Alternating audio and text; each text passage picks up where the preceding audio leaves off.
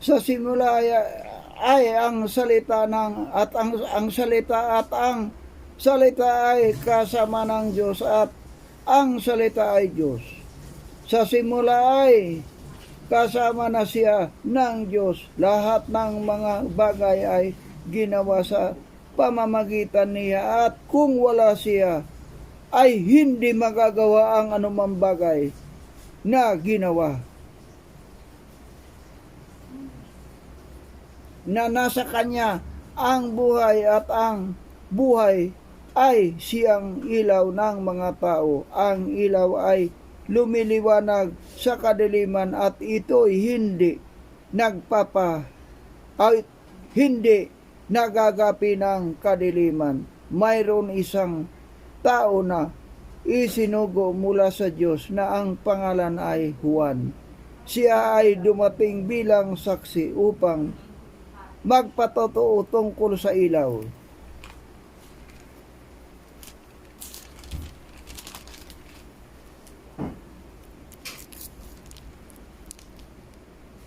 Upang sa pamamagitan niya ay sumampalataya ang lahat. Hindi siya ang ilaw, kundi dumating siya upang magpatotoo tungkol sa ilaw. Siya ang tunay na ilaw na tumatanglaw sa bawat dumarating sa sanlibutan. Siya noon ay nasa sanlibutan at ang sanlibutan ay ginawa sa pamamagitan niya. Gayon may hindi siya nakilala ng sanlibutan. Siya ay naparito sa kanyang sariling tahanan at siya ay hindi tinanggap ng kanyang sariling bayan. Subalit ang lahat ng tumanggap sa kanya ay sumampalataya sa kanya. Ngalan ay kanyang pinagkalooban sila ng karapatan na maging mga anak ng Diyos na ipinanganak hindi sa dugo o sa kalooban ng laman o sa kalooban ng tao kundi ng Diyos. At naging tao ang salita o tumahang kasama namin at nakita namin ang kanyang kaluluhatian gaya ng sa tinig ng anak ng Ama, puspos ng biyaya at katotohanan. Nagpatotoo si Juan tungkol sa kanya at sumigaw siya, "Yaong aking sinasabi ang dumarating na kasunod ko ay naging una sa akin, sapagkat siya ay nauna sa akin." At mula sa kaniyang kapuspusan ay tumanggap tayo lahat biyaya na sinundan pa ng ibang biyaya, sapagkat ibinigay sa pamamagitan ni Moises ang kautusan ng biyaya at ang katotohanan ay dumating sa pamamagitan ni Hesukristo. Walang sino man nakakita kailanman sa Diyos. Ang Diyos na tanging anak na nasa kandungan ng Ama ang nagpakilala sa Kanya. Ito ang patotoo ni Juan nang subuin ng mga Hudyo ang mga pare at mga Levita mula sa Jerusalem upang siya ay tanungin sino ba. Siya ay nagpahayag at hindi kinilala kundi sinabing, "Hindi ako ang Kristo." Siya ay kanilang tinanong kung gayoy ikaw ba si Elias? At sinabi niya, Hindi ako. Ikaw ba ang propeta? At siya ay sumagot, "Hindi." Sinabi nila sa kanya, "Sino ka ba? Bigyan mo kami ng isasagot sa mga nagsugo sa amin. Ano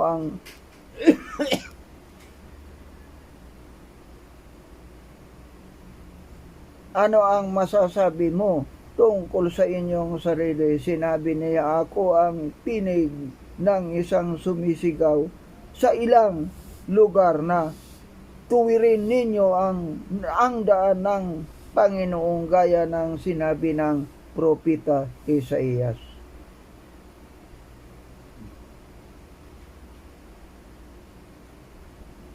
Sila mga sugo buhat sa mga Pirisiyo. Siya ay tinanong nila kung gayoy, bakit ka nagbabautismo kung hindi ikaw ang Kristo o si Elias o ang propeta? Siya ay sumagot. Sila ay sinagot ni Juan, ako'y nagbabautismo sa tubig, sa gitna ninyo may isang nakatayo na hindi ninyo kilala, na pumaritong kasunod ko at hindi ako karapat dapat magkalag ng panali ng kanyang sandalyas. Ang bagay na ito ay nangyari sa Bitinya sa kabilang ibayo ng Jordan na pinagbautismohan ni Juan.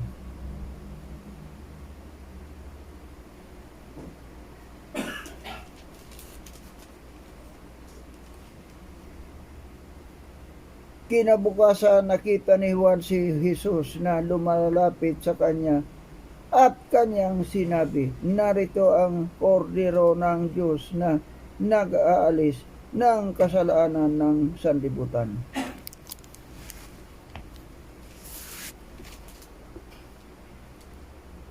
Siya yaong aking sinasabi, kasunod ko'y dumarating ang isang lalaki na higit pa sa aking, sapagkat siya ay nauna sa akin.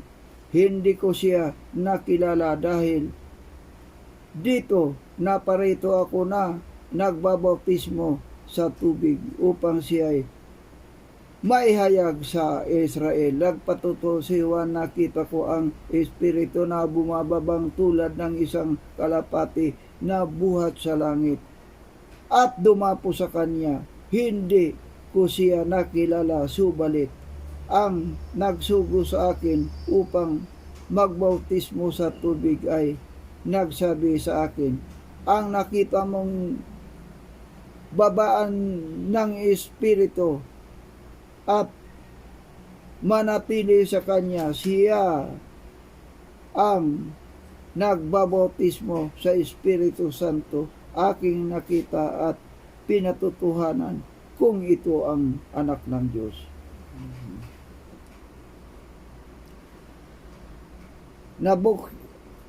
Kinabukasan muling nagkaroon si Juan ng kasamang dalawang sa kanyang mga alagad at sa kanyang tiningnan si Jesus.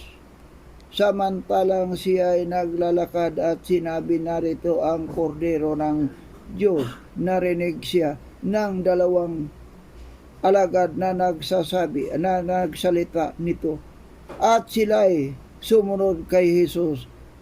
Paglingon ni Jesus at nakita nilang sumusunod ay sinabi niya sa kanila, ano ang inyong hinahanap? At sinabi nila sa kanya, Rabi, kung isasalin ang kahulugan ay guro, saan ka nakatira? Sinabi niya sa kanila, hali kayo at tingnan ninyo. Pumunta nga sila at nakita kung saan siya nakatira at sila'y nanatiling kasama niya ng araw na yun. Noon ay oras ikasampu. Ang isa sa dalawang nakarinig nagsalita ni Juan at sumunod sa kanya ay si Andres na kapatid ni Simon Pedro.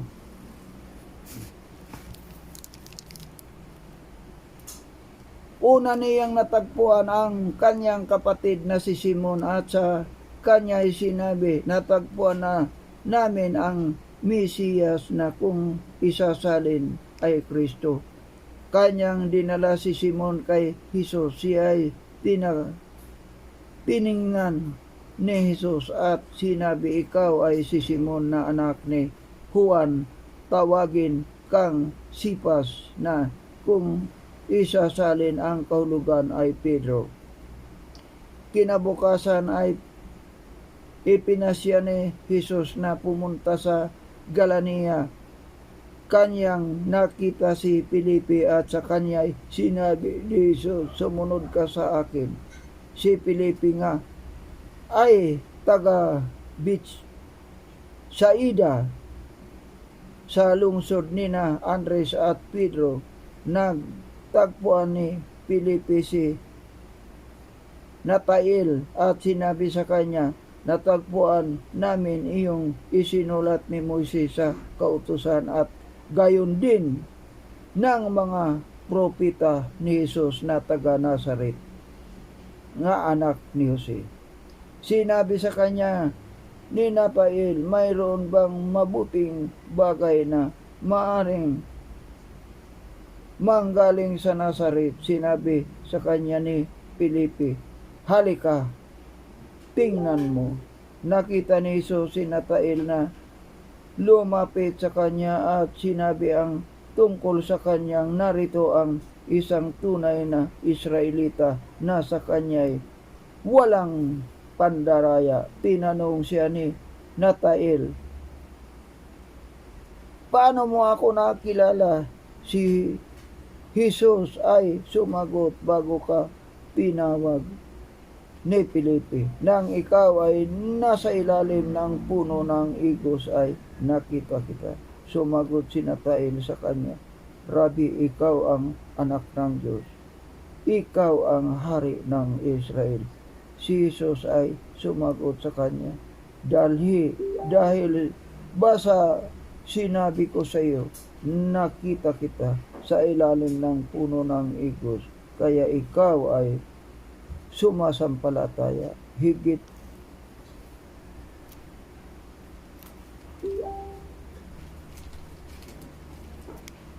sa dakilang mga bagay ang nakita mo kaysa rito. Sinabi niya sa kanya, katotohanan ang sinasabi ko sa inyo, makita ninyo bukas ang langit at ang mga anghel ng Diyos na namamanhik panaog sa anak ng tao.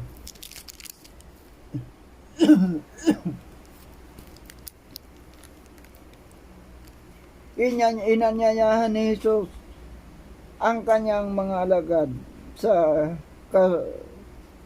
kasalan ng magkulang ng alak. Sinabi ng ina ni Jesus sa kanya, wala silang alak. Sinabi sa kanya ni Jesus, babae, anong kinalalaman ninyo sa akin at sa iyo? Ang aking oras ay hindi pa dumarating. Sinabi sa kanya ng ina, sa mga lingkod gawin ninyo ang anumang sasabihin niya sa inyo. Doon ay mayroon 6 na tapayang bato para sa kaugalian paglilinis ng mga Hudyo na naglalaman ng bawat isa ng 2 o 3 bangang tubig. Sinabi sa kanila ni Jesus, punuin ninyo ng tubig ang mga tapayan hanggang sa labi. Sinabi niya sa kanila, kumuha kayo ngayon at inyong dalhin sa pinuno ng handaan, at kanilang dinala nang matikman ng pinuno ng handaan ang tubig na naging alak, ay hindi niya alam kung saan ito nanggaling. Subalit nalaman ng mga lingkod na kumuha ng tubig. Pinawag ng pinuno ng handaan ang lalaking bagong kasal at sinabi sa kanya, ang bawat tao ay unang naghain ng matataas na uring alak, pagkatapos ay ang mababang uri ng alak kapag ang mga panuuhin ay nakainom na.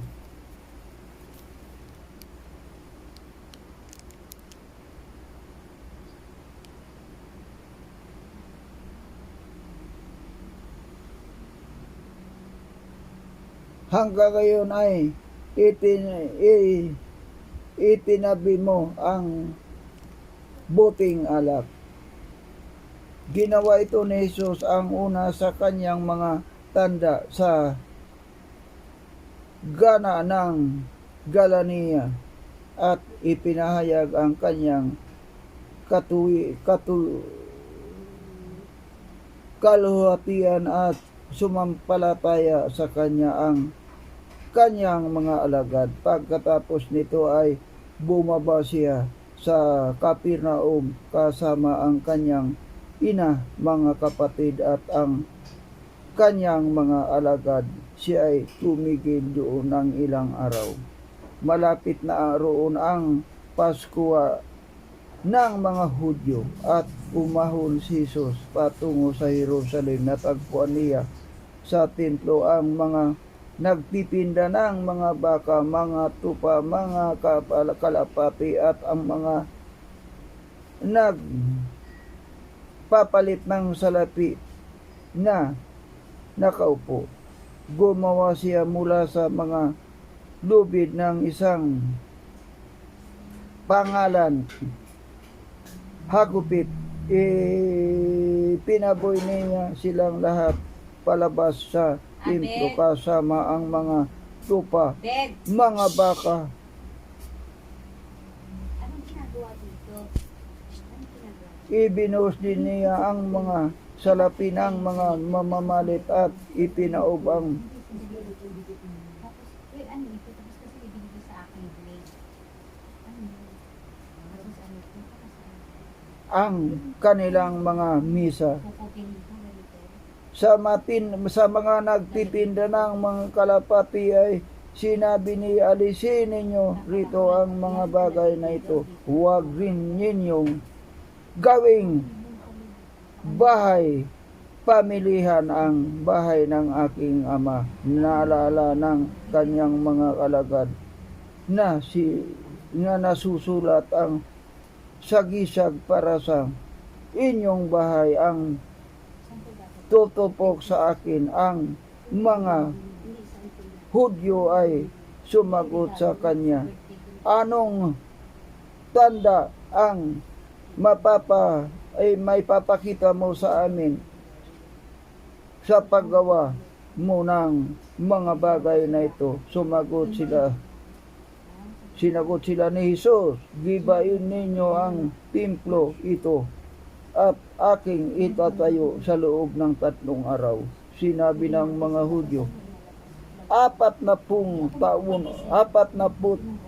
na taon ang pagtatayo ng templo ito at itatayo mo sa loob ng 3 araw. Subalit siya ay nagsalita tungkol sa templo ng kanyang katawan.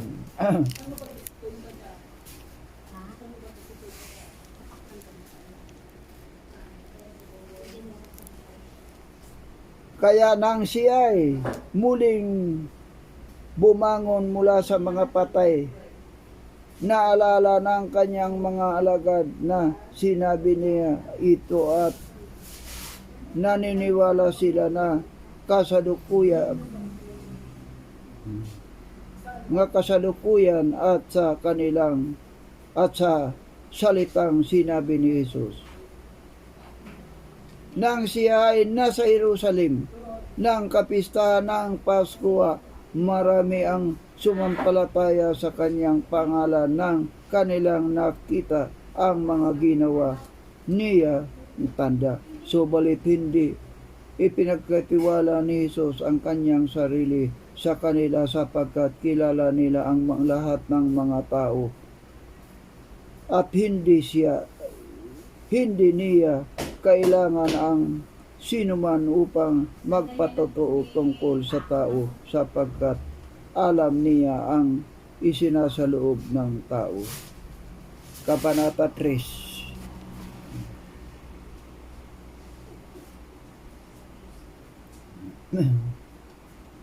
May isang lalaki kabilang sa mga Peresiyo na ang pangalan ay Nicodemus, isang pinuno ng mga Hudyo. Siya ay pumunta kay Jesus ng gabi na at sinabi sa kanya, Rabi, nalalaman naming ikaw ay isang guro na mula sa Diyos, sapagkat walang makagawa ng mga tanda na inyong ginagawa malibang kasama niya ang Diyos.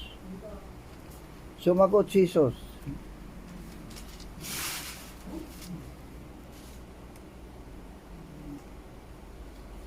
Sumagot sa kanya si Jesus, katotohanang sinasabi ko sa inyo, malibang ang isang tao ay ipinanganak na muli ay hindi niya makikita ang kaharian ng langit. Sinabi sa kanya ni Nicodemus, paano maipapanganak ang isang tao kung siya ay matanda na? Makakapasok pa ba siya muli sa tiyan ng kanyang ina at makakapanganak? Sumagot si Jesus, katotohanan sinasabi ko sa inyo, maliban ang isang tao ipinganak ng tubig at ng espiritu, hindi siya makakapasok sa kaharian ng langit o sa kaharian ng Diyos.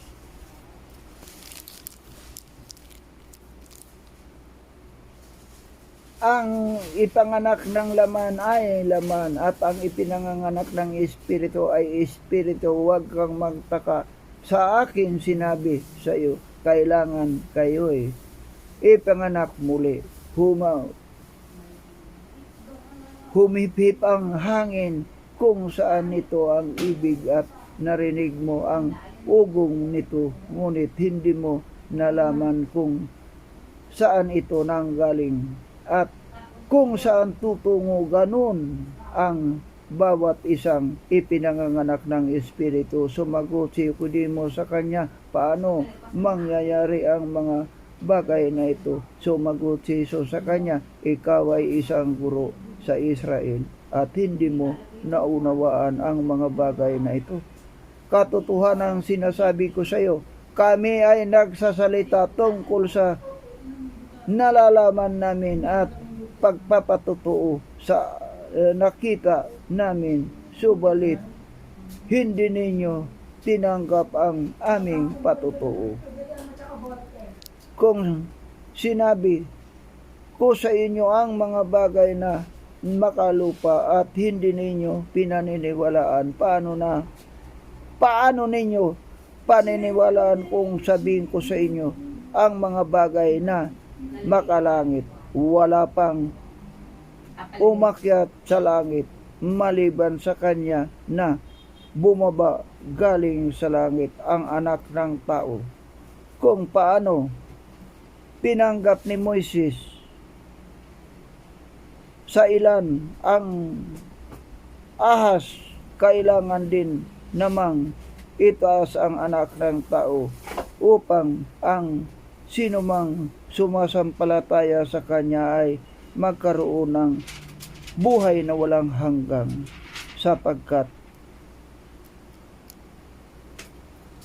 gayo na lamang ang pag-ibig ng Diyos sa sanlibutan na ibinigay niya ang kanyang anak upang ang sinumang sa kanya sumampalataya ay huwag mapahama kundi magkaroon ng buhay na walang hanggan, sapagkat hindi sinugo ng Diyos ang anak sa sanlibutan upang hatulan ang sanlibutan, kundi upang ang sanlibutan ay may ligtas sa pamamagitan niya.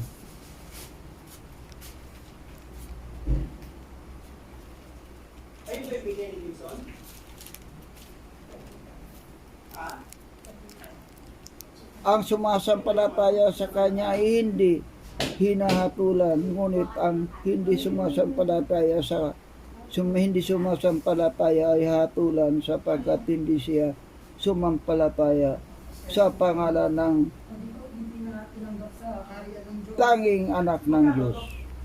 At ito ang Kahatulan na naparito ang ilaw sa sanlibutan at inibig pa ng mga tao ang kadiliman kaysa ilaw sapagkat ang kanilang mga gawa ay masasama sapagkat ang bawat isa na gumagawa ng masama ay naparito sa ilaw at hindi lumapit sa ilaw upang ang kanyang mga gawa ay huwag mailantad. Subalit ang gumawa ng katotohanan ay lumapit sa ilaw upang malinaw na mayhayag na ang kanyang mga gawa ay naayon sa Diyos. Pagkatapos ng mga bagay na ito, si Jesus at ang kanyang mga alagad ay pumunta sa lupain ng Judea. Dooy nanatili siyang kasama nila nagbautismo. Nagbautismo rin si Juan sa Idon na malapit sa Salim sapagkat doon ay maraming tubig. Ang mga ito'y ang mga tao pumunta roon at nabautismuhan sapagkat si Juan ay hindi pa ipinapasok sa bilangguan. Noon ay nagkaroon ng isang pagpapalo ang mga alagad ni Juan at ang mga Hudyo tungkol sa paglilinis. Sila'y lumapit kay Juan at sa kanya ay sinabi, Rabi, iyon kasama mo sa kabila ng Jordan na iyong pinatutuhanan ay nagbabautismo. Ang lahat ay lumalapit sa kanya. Sumagot si Juan, hindi makatatanggap ng anuman ang isang tao maliban ito'y ipinagkaloob sa kanya mula sa langit. Kayo mismo ay aking mga saksi na sinabi kong hindi ako ang Kristo, kundi ako ay sinugo sa kanya. Ang babaeng ikakasal ay para sa lalaking ikakasal, ngunit ang kaibigan ng lalaki ikakasal na nakatayo sa